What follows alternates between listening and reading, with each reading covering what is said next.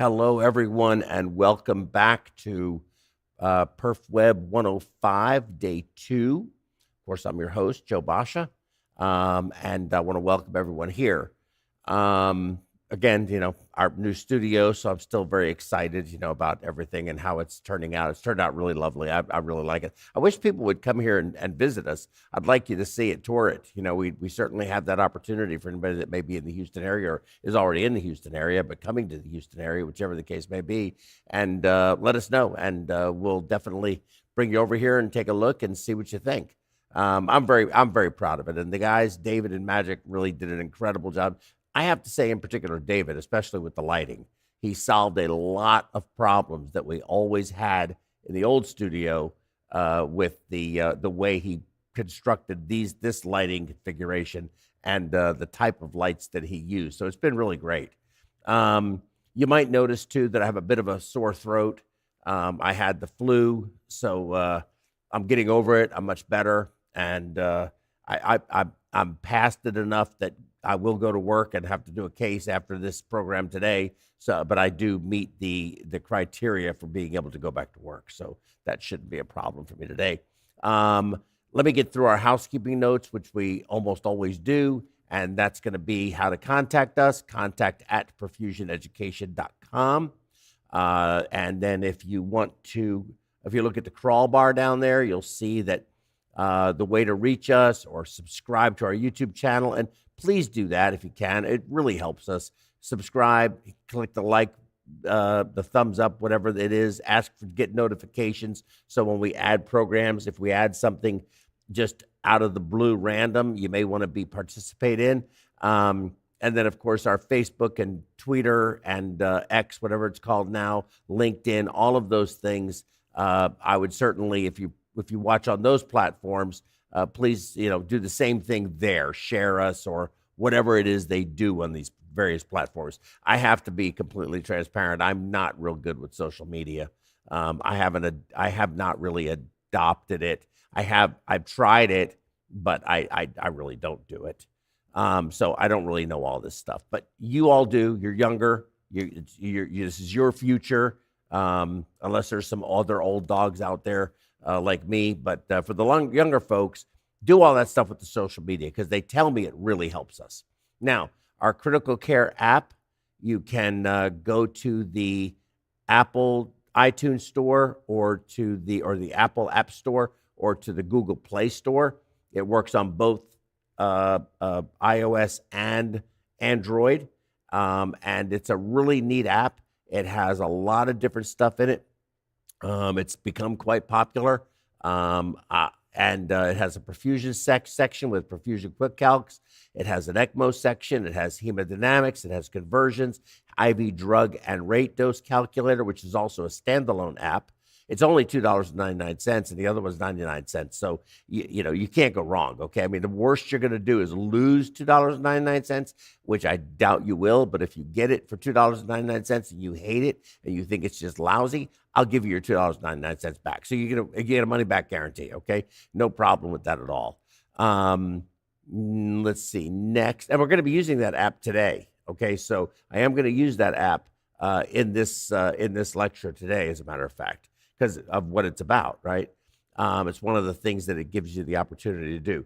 All of our programs are podcasted, so you can go to whatever your favorite podcast streaming platform is, Spotify or Podbean or any of those things, and you can search for PerfWeb, and you can listen to us as opposed to watching us, though we do presentations, so watching obviously makes more sense. But if you can't watch, you certainly can listen and go back and look at it later if there was something, a graph or a slide that may have caught your attention.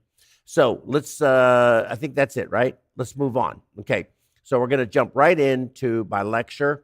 And the title is The Impact of Hemoglobin on DO₂ During Cardiac Surgery Utilizing Cardiopulmonary Bypass, with the subtitle of Understanding Oxygen Delivery Dynamics, Hemodilution Effects, and Metabolic Derangements in Cardiac Surgical Patients, in particular, cardiac surgery patients who are that are employing the use of extracorporeal circulation or cardiopulmonary bypass.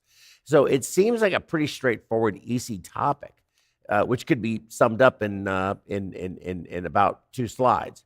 But it's really fascinating. I think you're going to find. I hope you find my lecture as interesting as I did putting it together, and we'll get into it. But there's some very interesting points and concepts that we learned in school, forgot about after we took our boards, but also some things that I learned in addition to those things. So let's just see where it takes us.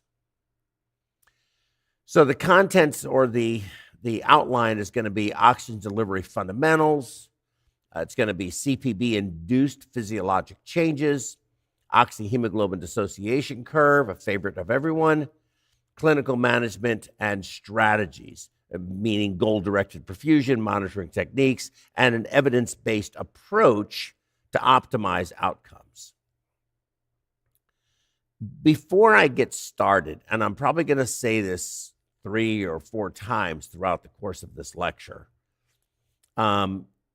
Years ago, when I was asked what I did for work, what do you do for work? I'm a perfusionist. A perfusionist? What's that? You make perfume? Whatever. I would get asked all kind of crazy things. And I would say, no, my job is to maintain the patient's normal physiology during open heart surgery with the use of an extracorporeal or a heart-lung machine, in essence, and keep them alive until the operation is completed, and then wean them off and let their heart and lungs take back over.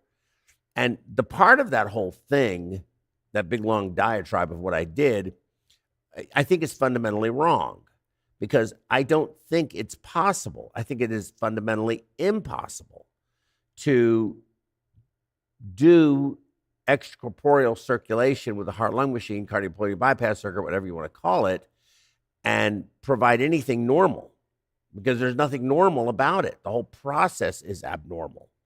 The circuit itself is so foreign and results in the activation of all types of inflammatory processes, blood-air interfaces. You don't have blood-air interface within your circulatory system. Loss of pulsatile flow, low mean pressures, compromise significantly DO₂. So there's nothing normal about what we do. So when I'm asked now what I do, I tell people that I facilitate the completion, or that facilitate an operation on the heart being done, which requires it being stopped and the lungs being stopped, and to the very best of my ability, cause the least amount of harm to the patient that I can. Because that's ultimately what I do. Every day I go to work, every day that I put somebody on bypass, I'm hurting that person. Our job is to mitigate that injury, that insult, to the best of our ability. And that's a fascinating way of looking at it, but it's something that I really think makes sense to me. So some essential physiologic concepts. Oxygen delivery, DO₂, represents the total amount of oxygen transported to tissues per minute, critically dependent on hemoglobin concentration, cardiac output, and oxygen saturation during cardiopulmonary bypass procedures. To some degree, you'll see here the slide, the PO₂, or the oxygen dissolved in plasma, is important under certain circumstances. It can make a difference, but it is, compared to hemoglobin, quite trivial. Cardiac output component, of course, it's heart rate, stroke volume, determined circulation, all of that stuff. So you can read that yourself. Hemoglobin oxygen binding, that's very important. Each gram of hemoglobin carries 1.34 milliliters of oxygen when fully saturated. Some say 1.36. It depends on which textbook you read. Making hemoglobin concentration truly critical. That is the fundamental of oxygen carrying capacity of our blood. Hemoglobin is number one. Nothing else compares. And then, of course, that dissolved in plasma, and we all remember the formula. It's 0.003 milliliters per 100 mLs per millimeter of mercury, but becomes significant at much higher partial pressure. So if you have a PO2 of 500, that can be, and we can show it, I'll show you on the app when we get to that point. It can have an impact. It can change your DO2 from under the threshold to over the threshold on its own. But again, 0.003 compared to 1.34 per gram, 0.003 per 100 milliliters is insignificant. Oxygen delivery fundamentals in cardiac surgery include a normal DO2 of about 1,000 mLs per minute. There's a range, but that's the mean. Our target DO2 index, now that's just total normal DO2. The index, which is by body surface area, right, is 280. And that number has been sort of accepted as, and I've got some good data on that, as a number that is the best tolerated or best lowest number that's tolerated for patients, reducing AKI, reducing ARF, reducing time to extubation, reducing length of stay in the ICU and the hospital. So there is good data to suggest that that 280 is an important number. And of course, we discussed how much oxygen hemoglobin carries, and our normal O2 extraction or O2 is 25%, which makes sense because our venous, our SVO2 is normally 75%. That's considered normal, and your normal arterial saturation being 100%. So 25% is your typical O2 extraction rate. And there's the formulas down there. You can sort of review those on your own at some point in time. Just for point of reference, a normal DO2 index is 500 to 600. So DO2I. And our threshold that we're saying we can't go under is 280. And I can show you, and we will show you, sometimes it's really hard to get to 280. So again, when people ask you what you do, you don't maintain the patient's normal physiology. Nowhere close to it.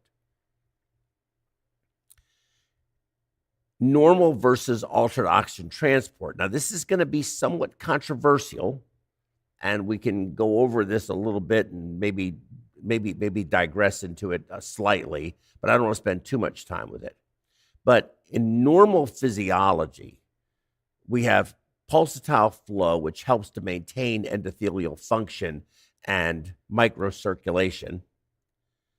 Hematocrits are normally between 35 and 45% for males. Females may be a little bit lower, but 40 to 45 for males. Although a lot of our patients, especially if they're in-house, they come to us, even men, with hematocrits in the operating room of 35 and females as low as 30. Not uncommon for us at all in our patient population here where I work.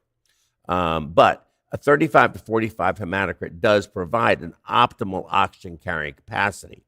And obviously, normal temperature maintains hemoglobin oxygen affinity balance. And that's very important because you can deliver as much oxygen as you want to the tissue.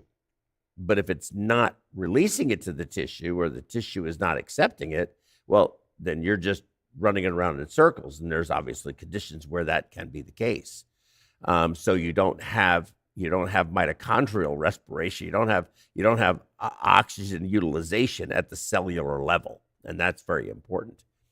CPB altered physiology. Well, it's non-pulsatile flow, which alters microvascular perfusion and autoregulation mechanisms. That's the controversial part. I'm going to explain that here in a minute. Hemodilution reduces hematocrit to 20 to 25%, and sometimes even lower. I have heard of many places. I remember not that long ago, people advocating for, we don't want to give blood, no matter what, don't give blood. We'll let the hematocrit go down to 16 and we won't give blood. I thought then that was absurd. I still think that's absurd.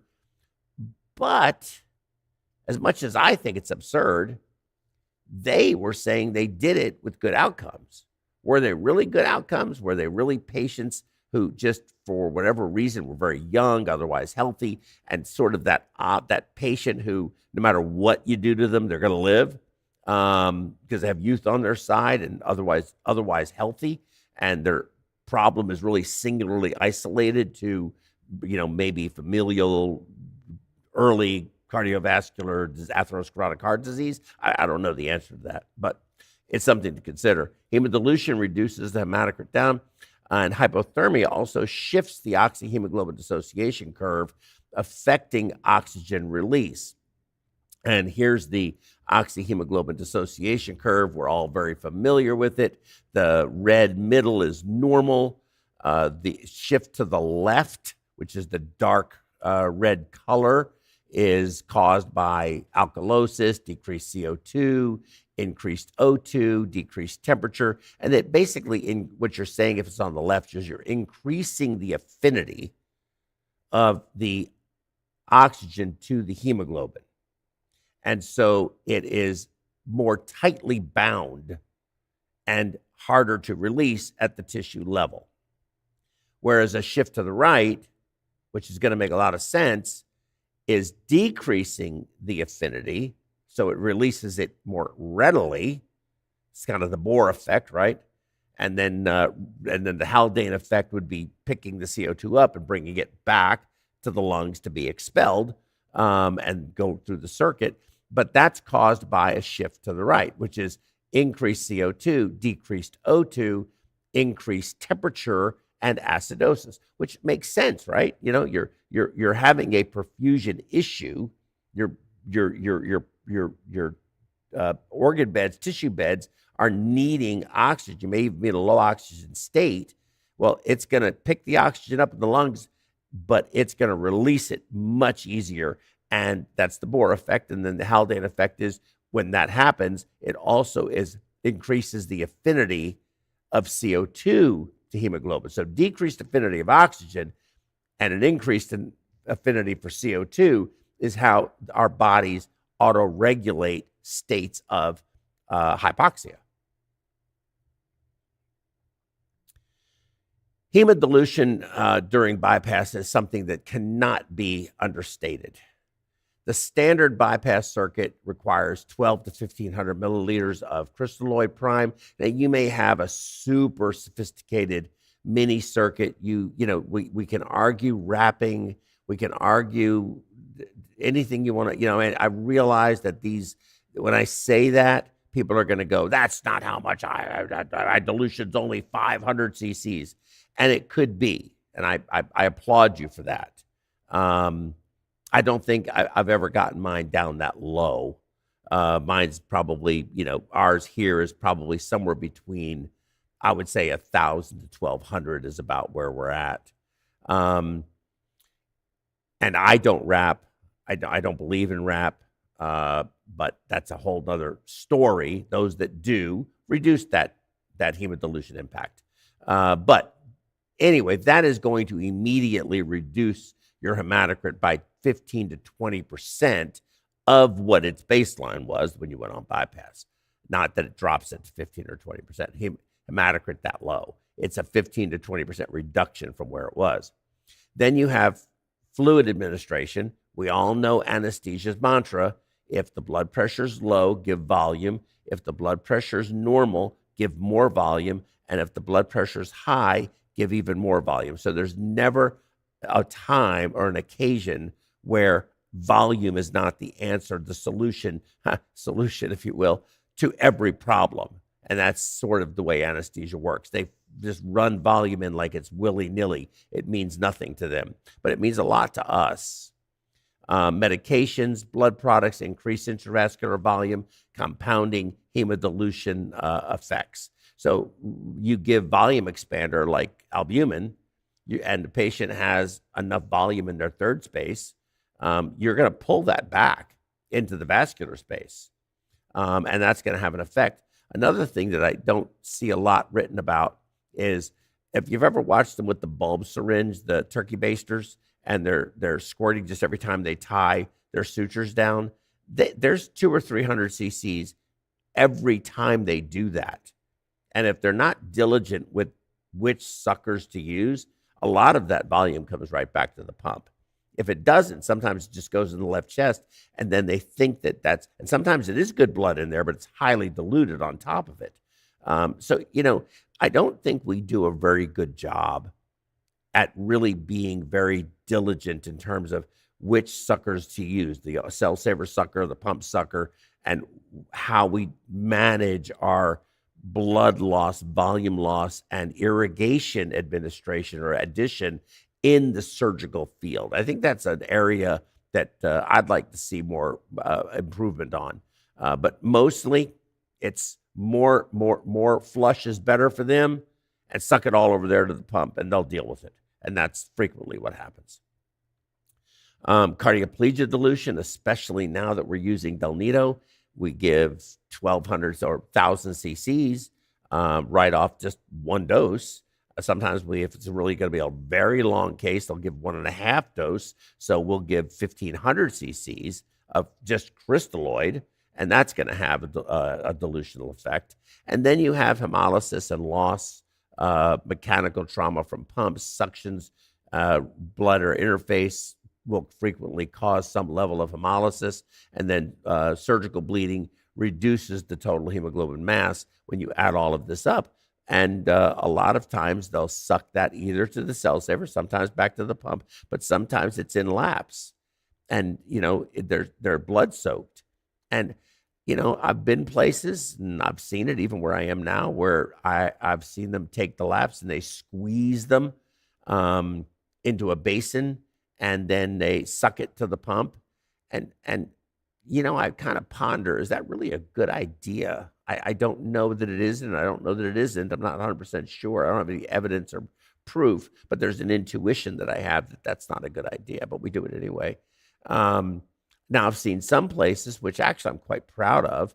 It's one of the places here where I work, and it's at St. Luke's with Dr. Matoyer, and they take the laps and they put them in a basin of saline, and they leave them there to soak, and then they just put all of that to the cell saver so they don't squeeze the laps. They're minimizing the trauma of the blood by squeezing them, and which is going to damage the red blood cells, or many of them. And I don't know if it increases inflammatory mediators, but I suspect that it does. Hemodilution effects on oxygen carrying capacity. So this slide is about as easy to understand as possible, and it really just says it all.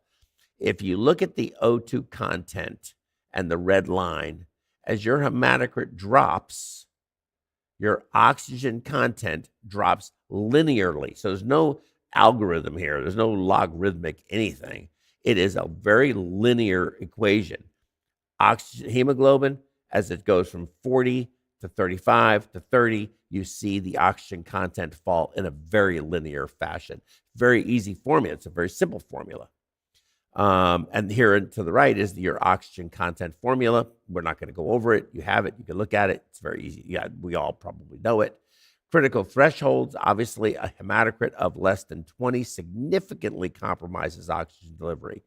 Current guidelines suggest maintaining a hemoglobin greater than 7 during CPB and greater than 8 post-CPB does have improved outcomes. Now, I still believe that is too low for the not so healthy patient, especially the little old ladies, but some of the fellas too. I think that's just too low. I would prefer to transfuse and accept the damned if you do, damned if you don't part of the damned if you do, give the blood. But there's risks to that, and we're going to go over that as well. The other thing that I wanted to mention, which is going to come up, I think it's going to come up in maybe not this slide. No, I think I'll discuss it now. So, and then we'll talk about, no, this is the perfect slide for it. Yeah, this is actually the perfect one. I told you that loss of pulsatility is a controversial topic when it comes to microcirculation, right? And the microcirculatory flow dynamics associated with cardiopulmonary bypass. But if you talk to Dr. Cohn over at the Texas Heart Institute, or Dr. Frazier, O.H. Frazier, Bud Frazier, if you will, over at the Texas Heart Institute. All new total artificial hearts are continuous flow. So I don't know that we have enough long-term data yet, but we do know that at the capillary level, blood flow through the capillaries is continuous, not pulsatile. So the pulsatility, I do believe, is something we need, but I don't know if we can adapt without it long term. Short term, especially in lieu of all of the other contributing factors vis-a-vis dilution, decreased oxygen carrying capacity, inflammatory processes from the foreign surface contact, low flow states to help facilitate the operation being done, all of those things in combination, I think it can have a very deleterious effect. But it's controversial. And again, if you talk to Dr. Cohn, Dr. Fraser, they say that doesn't matter whatsoever. I don't know that every physiologist out there would agree. So we need to think about that. Normal cardiac pulsatility maintains endothelial nitric oxide production and promotes microvascular recruitment and optimizes oxygen extraction efficiency during CPB. Continuous non-pulsatile flow alters these fundamental mechanisms. Now, again, is that a problem for a total artificial heart patient that is essentially conditioned, maybe? Or is it something that in short term it's tolerated, but it's adapted to? And do the other factors, the other confounding factors, which I just articulated, and the loss of pulsatility cause the increased level of concern for that? And then we're going to talk a little bit about pulsatile flow on cardiopulmonary bypass and why it's really very impractical and possibly does more harm than good. So you see there's a lot of conflicting information here, and it makes it very complicated for all of us to figure this out. Microvascular effects, non-pulsatile flow reduces capillary recruitment and impairs autoregulation, very important, potentially decreasing tissue oxygen extraction despite adequate macrovascular delivery. Very important. You know, does more bridging occur? Do capillary beds close down and you don't get the perfusion into them, but more around them? A lot of questions about that. Loss of pulsatility and shear stress diminishes endothelial nitric oxide synthase activity, affecting vasodilatation and oxygen utilization efficiency. So you see here the top regular EKG, and over here you see a regular pulse waveform on bypass. We know that this on cardioplegia is doing that, and we know that the pulse is like that. So we know that. So you lose the pulsatility, and when the cross clamp is on, you don't have an EKG either. So here is the graph of the the left ventricular outflow tract, LVOT, the aortic valve, where you see the red line, the sinuses of Valsalva, where you see this bowing out, the coronary ostia right and left, and then you have the sinotubular junction where the dotted line is, and then your ascending aorta. So there is the anatomy in a very basic graph. The LVOT is roughly 22 to 24 millimeters in diameter. The sinuses of Valsalva are around 4 millimeters. The sinotubular junction and ascending aorta are essentially 23 or about 30 millimeters.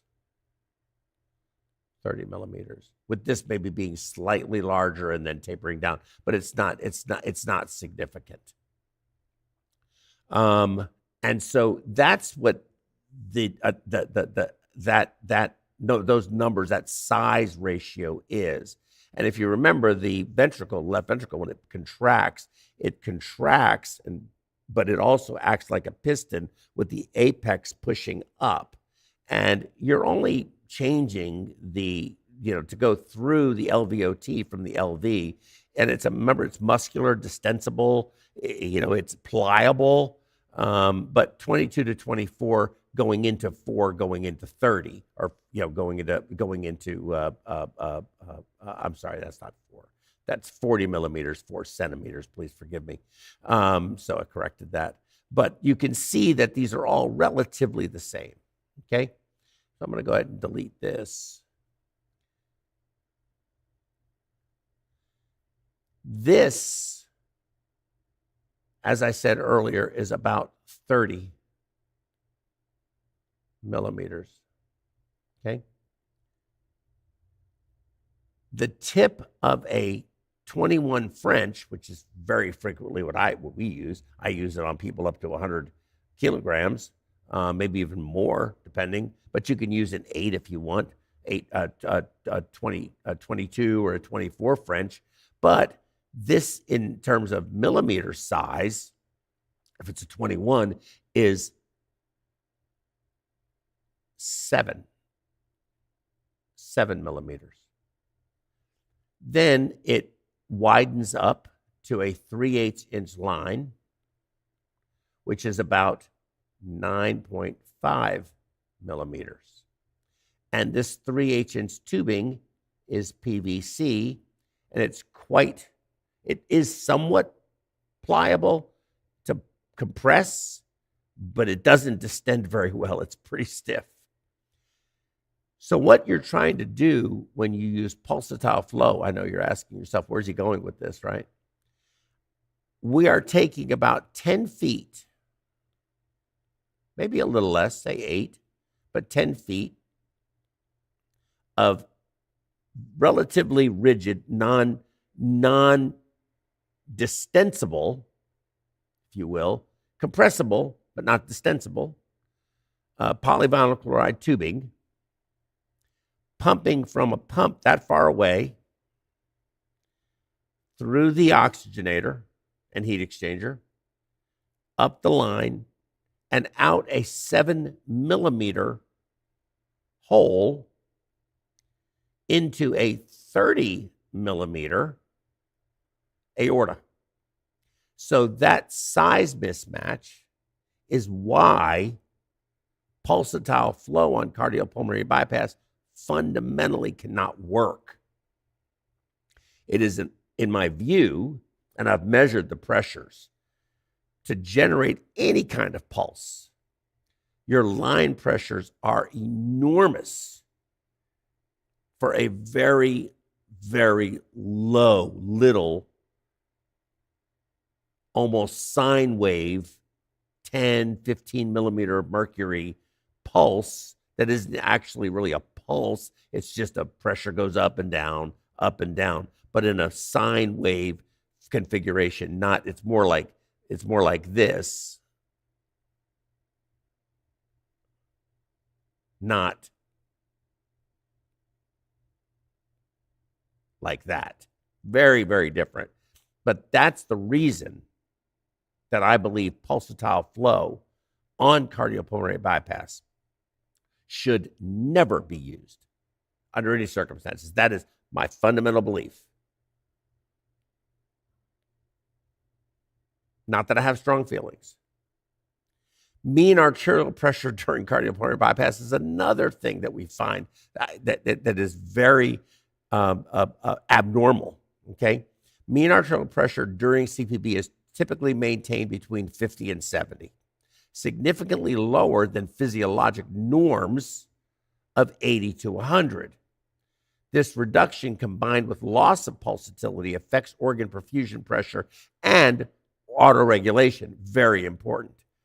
If you look here, you can see in the orange with a normal mean arterial pressure, the brain, the heart, the kidneys, the liver, the muscles all have different mean pressures because it's auto-regulating. When you have continuous flow with a low mean pressure of 60 on CPB, and sometimes even lower than that, all of the pressure in all of the organ systems is essentially the same. And that's loss of autoregulation.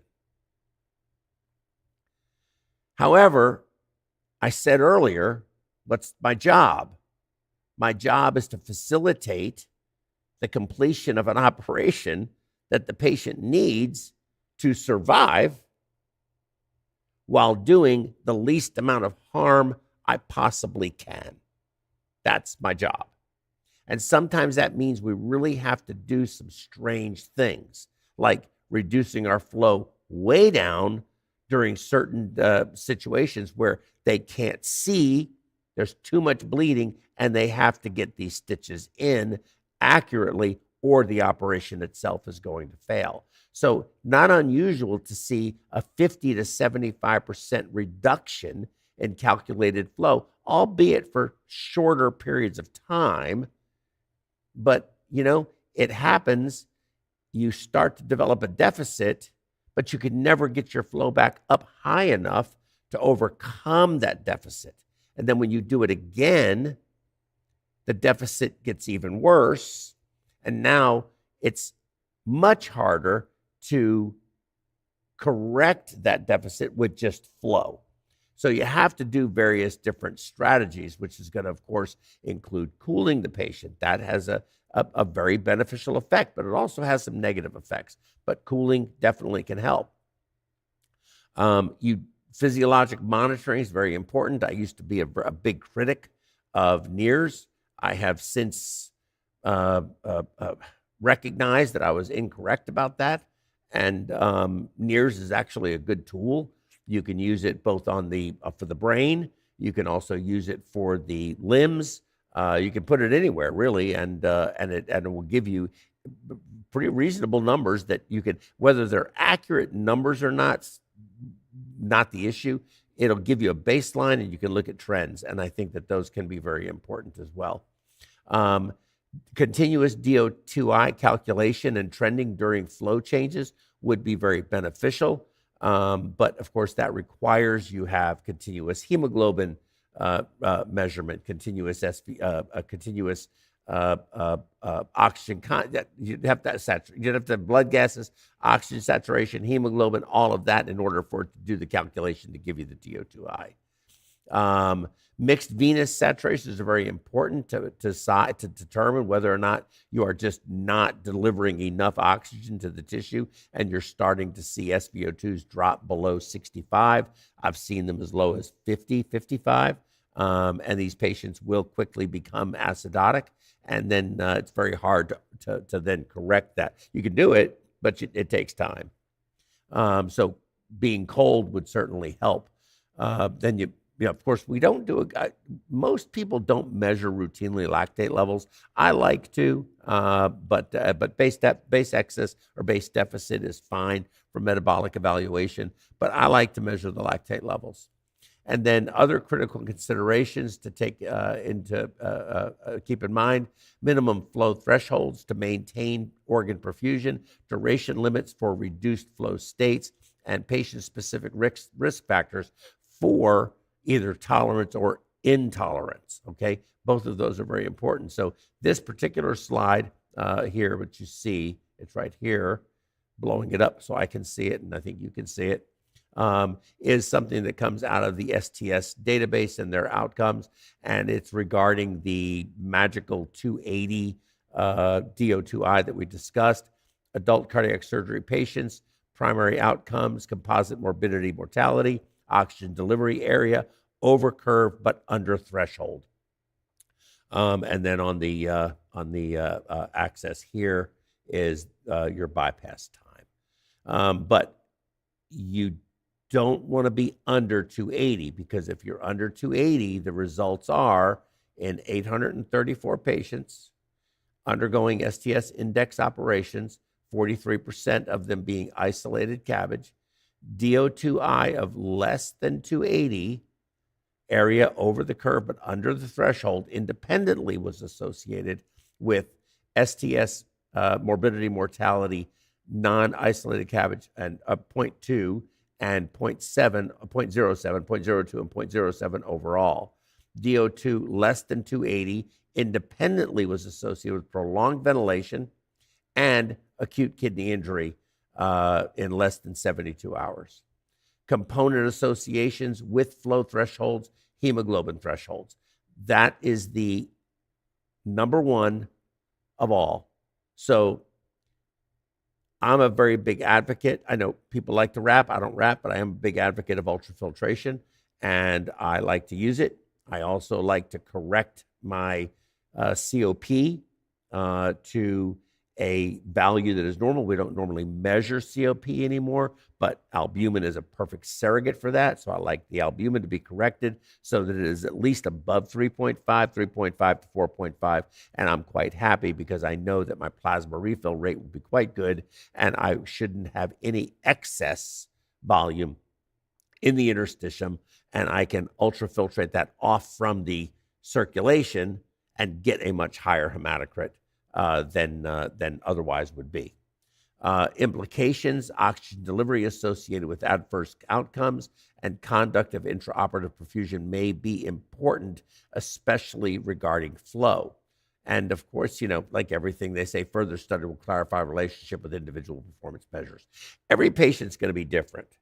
I said this last night. I was at a hospital last night taking care of an ECMO patient, and one of the other ECMO patients that we had did incredibly good. And this patient had been this patient was being resuscitated for 69 minutes, and they were put on VA ECMO.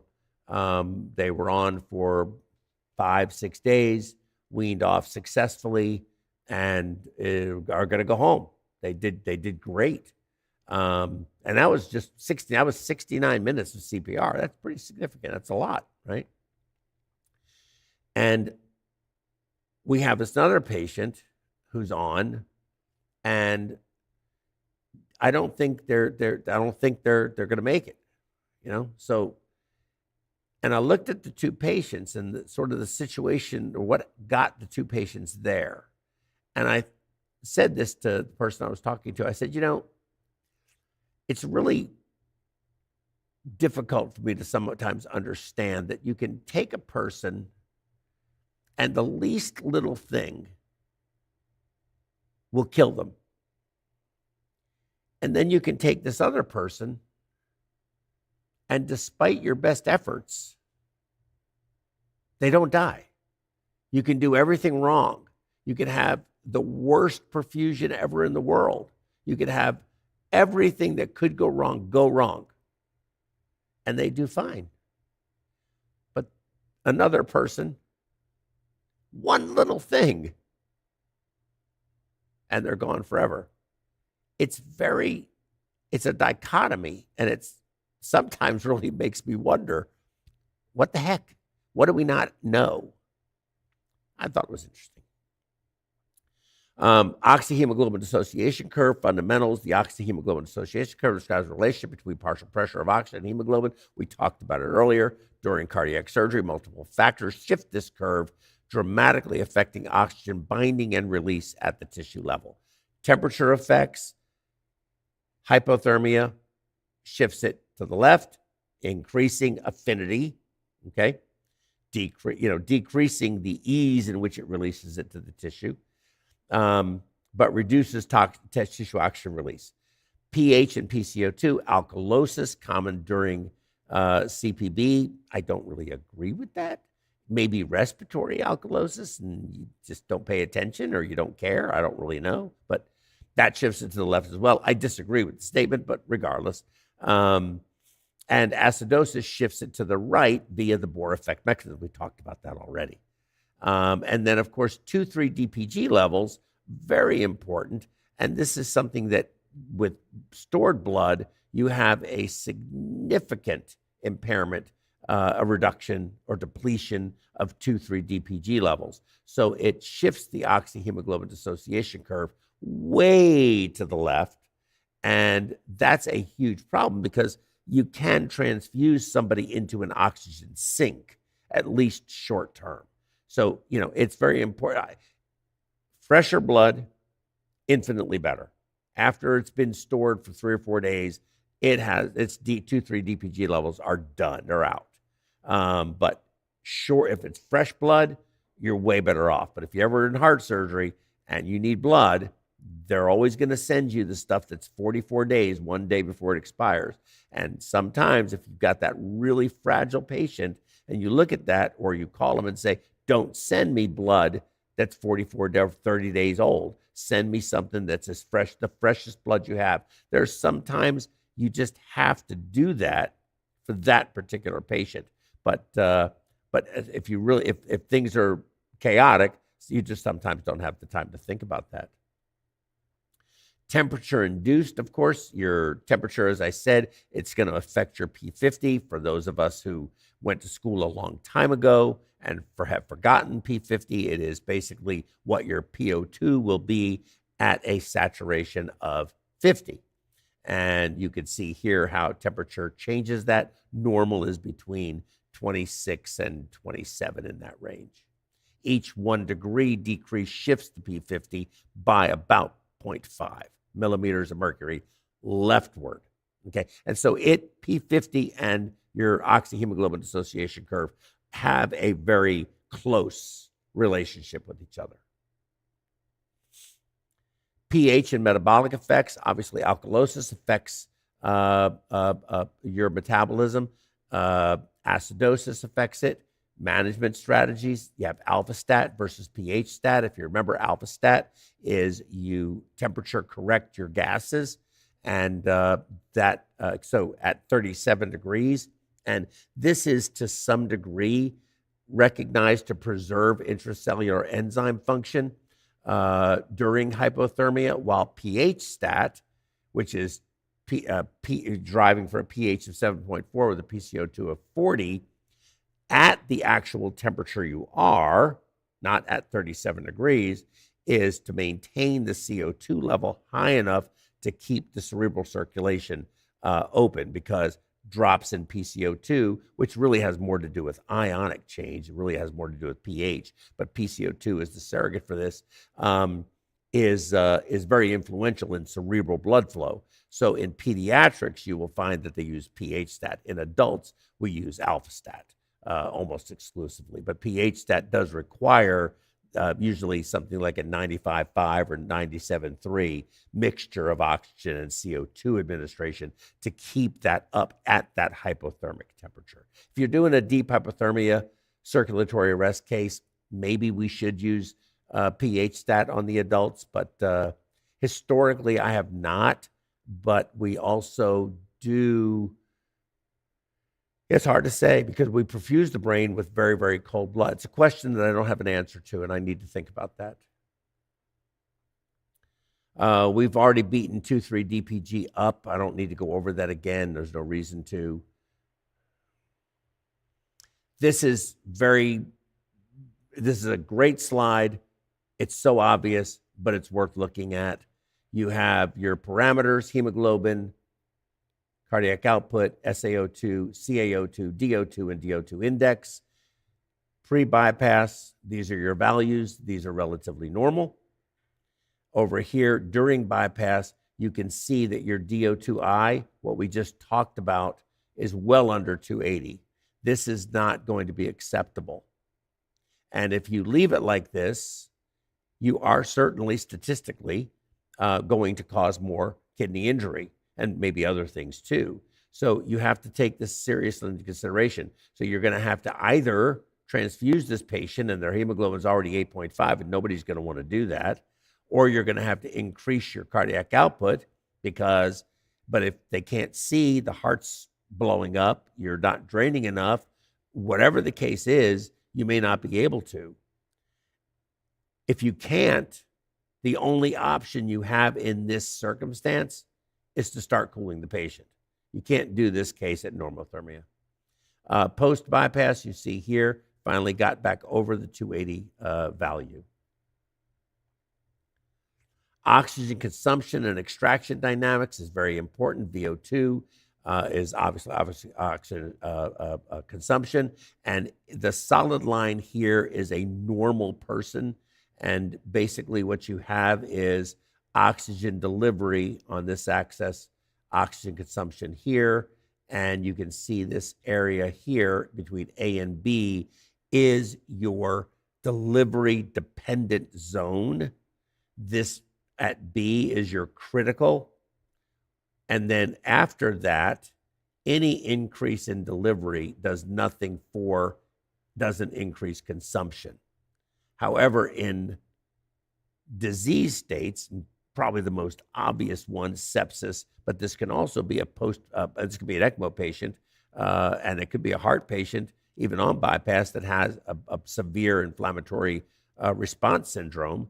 You can see that your dependent zone is very, very, very long. It's extended, and your consumption continues to increase as you increase delivery. Now, it's not good consumption, something really wrong here, but this is very abnormal. This is what it should be. You have a dependent zone and an independent zone with a critical threshold, and in this case, it's about 400. But again, we accept 280. Remember that. CPB effects on oxygen uptake mechanisms, pulmonary oxygen transfer, cellular oxygen utilization, mitochondrial function, and microvascular changes. So all of these things, whether it be CPB is not a normal lung. It's not even a membrane. We use hollow fiber microporous oxygenators. They're not membranes. A very different surface area, blood flow rates, contact area, increased pressures, a lot of various different things. Cellular oxygen utilization hypothermia reduces cellular metabolic rate, and 50% reduction per 10-degree decrease, which is 7% for every degree drop, which is 49%. At least that's the textbook I used and what I was taught. But for simplicity's sake, a 10-degree drop in temperature is a 50% reduction in metabolic rate. Not of every single organ, so you have to kind of take that into consideration. It's kind of an average. Potentially protecting organs during reduced oxygen delivery. That is true. You can't argue that point. CPB-induced inflammation response may impair mitochondrial respiratory chain function, creating cytopathic hypoxia despite adequate oxygen delivery. And this is a big issue, and it's not just the CPB-induced inflammation, but it's also loss of pulsatile flow. And then microvascular changes, loss of pulsatility, hemodilution, alters the blood rheology. In other words, its viscosity, all of these things. Of course, we know blood is a non-Newtonian fluid, so its viscosity changes with shear stress and all of that kind of thing. So all of these things will have an effect on how the flow goes through these microcapillary beds, and especially the capillary, which is single file RBCs. Goal-directed perfusion is the new way of doing things now. You have a DO₂ index that we're looking at as 280. We talked about this ad nauseum. I think everyone agrees that that is a minimum, but that minimum is really a minimum because it is nowhere near what normal is. It's already 60% of normal. So it's a serious issue. Your mixed venous saturation greater than 65% or central venous pressure, depending on, saturation of greater than 70%, depending on where you're measuring it from, SVC or pulmonary artery or right atrium, whatever. So you need to, I do think continuous venous saturation monitoring is worthwhile. And I do think we should run more lactates just to see if there's any trends. But keeping in mind that a decreasing lactate is not necessarily your friend, because that could be you're giving a lot of extra crystalloid volume and diluting it. So you have to sort of make sure that you're not looking at these numbers in isolation, but putting them into context of the milieu, if you will, of the operation. Critical DO₂ thresholds and clinical outcomes. Here you can see less than 200. Your AKI risk is enormous. You can see between 200 and 250, it's still quite high. 250 to 300, it's improved quite a bit. 300 to 350, and then greater than 350, which would be considered essentially normal or pretty close to normal. It's much, much, much lower. What I find very interesting is that even at greater than 350 for your DO₂ index, you're still looking at an AKI rate of about 8%. I think that's incredible to me. But 280, it's going to give us about 18. Does not mean that they're going to go on to have renal failure and requiring dialysis. But our AKI rates and our renal failure rates, which are much lower than the AKI rates, are still unreasonably high in cardiac surgery. Cerebral oxygen, neurologic outcomes, delivery depends on both global DO₂ and cerebral perfusion pressure. Maintain adequate flow and pressure for neuroprotection. Again, the brain is very sensitive to these things, and we are already running at our normal state a much lower pressure than what is normal. So we're already hypotensive, and if you don't know the complete condition of these patients, which we can't know necessarily what their autoregulatory state is, you have to be very careful. So because you don't want to have one of these ambiguous sort of strokes where it's not a frank stroke, but it's the patient, everybody says that they're just not themselves anymore. Some of that's embolic, a lot of that, I think we've proven that, but it can also be a subtle change that occurs because simply hypoperfusion on our part. So I think we need to take that into consideration and try to keep that pressure up, DO₂ index up, all of those things to the best of our ability. Here's some of the clinical evidence for outcomes. I'm not going to belabor the point. Advanced monitoring, obviously real-time DO₂i would be great. Venous saturation monitoring, we already do that. We need to continue. And serial lactate trending, we typically do not, but I would like to start doing that more. Blood conservation and hemoglobin optimization, it's the damned if you do, damned if you don't. You give blood, oh my God, you gave them poison. You gave them an organ transplantation. Do you have any idea all the bad things that are going to happen to this patient now because you gave them blood? So don't give them blood. Oh my God, you did not perfuse this patient with enough oxygen. DO₂i was too low. What the hell were you thinking back there? What do you do, right? Future directions, I think AI may help us to some degree. It's a big thing, so I put it in there just for the sake of putting it in there. Hemoglobin-based oxygen carriers, they've been trying to develop these ever since I probably was in this industry, I don't know, I graduated from school in 79. I think the first time I saw anything about artificial blood, oxygen-carrying fluid, if you will, was probably about 85, if I remember right. About the first time I heard about it. I may have been working on it before then, but nevertheless, it still isn't here. I don't see it as being a viable solution. And then, of course, I told you I was at one time somewhat dismissive of NIRS, but I have since revised my view on that, and I actually do think that cerebral oximetry, NIRS, tissue oximetry, continuously being measured is really not a bad idea. And I'll let you read this on your own, but basically, in a nutshell, it goes back to what I said originally. Our job is not to maintain normal physiology. Our job is to facilitate an operation being completed and to minimize the harm that's caused from the very abnormal condition that we put the patient in to do that operation. That's our job. That's my view of it. Okay, my reference list is here.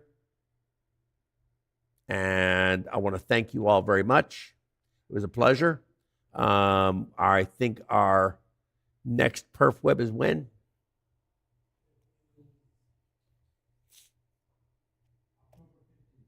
Oh, and I didn't use the doggone thing. I forgot. No, it's all right. I'll do that another time. It's when is it again? October 15th. I do want to tell everybody something though, if they're listening. We have some new programs that are coming. Some of them are really fun. We've got 3 or 4 different podcasts, and we have a game show that we're going to be releasing here pretty soon. There's going to be different versions of it. The first one I think is going to be in a Jeopardy style. They're not going to be CEU programs, but they're going to be under our umbrella of bringing important, good information to the community worldwide, because we have colleagues that we love from all over the world that watch our program. I've interacted with so many, have developed some incredible relationships with people from Pakistan, from Qatar, from India, from Thailand, from Portugal, from Brazil. And I'm really excited about that because, and we're going to probably do a conference, a joint cardiac surgery perfusion conference in Belize next year. So you remember I used to do the New Orleans conference, and I love the New Orleans conference. But I guess I'm gonna do the New Orleans conference Belize style. I think that I want to continue with the international outreach that we've been very successful with, and I do a lot of work. They're generous enough to allow me to help them. But with the Heinemann Robichek Foundation out of Charlotte, North Carolina, that go down, they have several sites in Central America, one of them in Belize, and they allow me to go and help every once in a while. And it's been a very valuable, very worthwhile and fulfilling experience for me. So I want to continue to do those things and bring us all a little closer. So with that said, I got nothing else except peace out, and I'll see you in a couple of weeks.